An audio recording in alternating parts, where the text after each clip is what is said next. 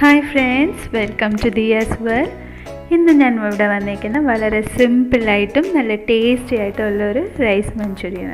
നമുക്ക് ബാക്കിയുള്ള ചോറ് വെച്ചിട്ടാണ് ഈ റൈസ് മഞ്ചൂരിയൻ ചെയ്യുന്നത്. വളരെ സിമ്പിൾ ആണ്. നിങ്ങൾ എല്ലാവരും ട്രൈ ചെയ്ത് നോക്കുക. ഇനി അധികം വൈകാതെ നമുക്ക് വീഡിയോയിലോട്ട് പോവാം. ഈ ചാനൽ സബ്സ്ക്രൈബ് ചെയ്യാത്തവരാണെങ്കിൽ ഒന്ന് പ്ലീസ് സബ്സ്ക്രൈബും ചെയ്ത് ബെൽ ഐക്കോണും പ്രസ് ചെയ്യുക.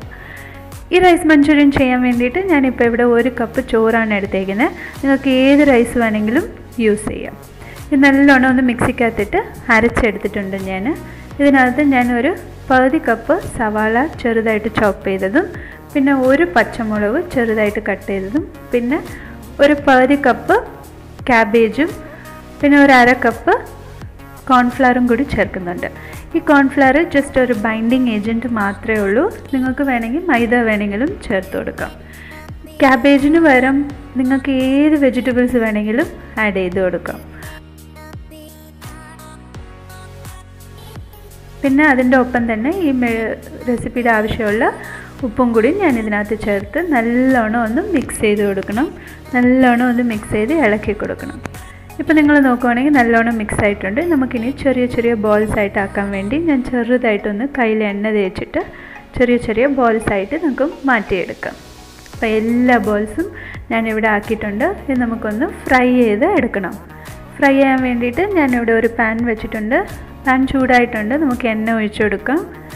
എണ്ണയൊന്ന് ചൂടാകുമ്പോഴത്തേക്ക് നമുക്ക് എല്ലാ ബോൾസും ഇതിനകത്തിട്ടൊന്ന് ഫ്രൈ ചെയ്ത് എടുക്കാം.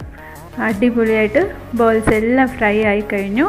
ഇത് നമുക്കിതൊന്ന് മാറ്റി വെച്ചിട്ട് നമ്മൾ ഗ്രേവി എങ്ങനെയാണ് ചെയ്യുന്നതെന്ന് നമുക്ക് നോക്കാം. ഗ്രേവി ചെയ്യാൻ വേണ്ടിയിട്ട് ഞാനൊരു പാൻ വെച്ച് എണ്ണ ഒഴിച്ചിട്ടുണ്ട്.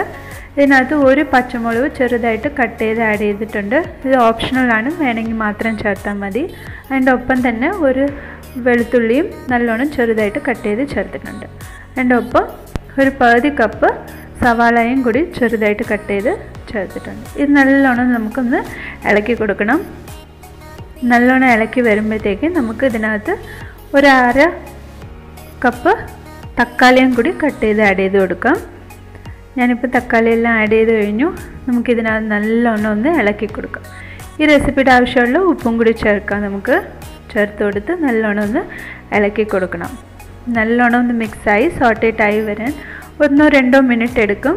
അപ്പോഴത്തേക്ക് നമുക്ക് ബാക്കിയുള്ള ഇൻഗ്രീഡിയൻറ്റ് 1 ടീസ്പൂൺ ഞാൻ കാശ്മീരി മുളക് പൊടിയാണ് ചേർക്കുന്നത്. നിങ്ങൾക്ക് ഏത് മുളക് പൊടി വേണമെങ്കിലും ചേർക്കാം. കാശ്മീരി മുളക് പൊടി ചേർക്കുമ്പം ഇച്ചിരി കളർ ഇച്ചിരി എൻഹാൻസായി കിട്ടും. അതിന് വേണ്ടിയിട്ടാണ് ഞാൻ കാശ്മീരി മുളക് പൊടി ചേർത്തത്.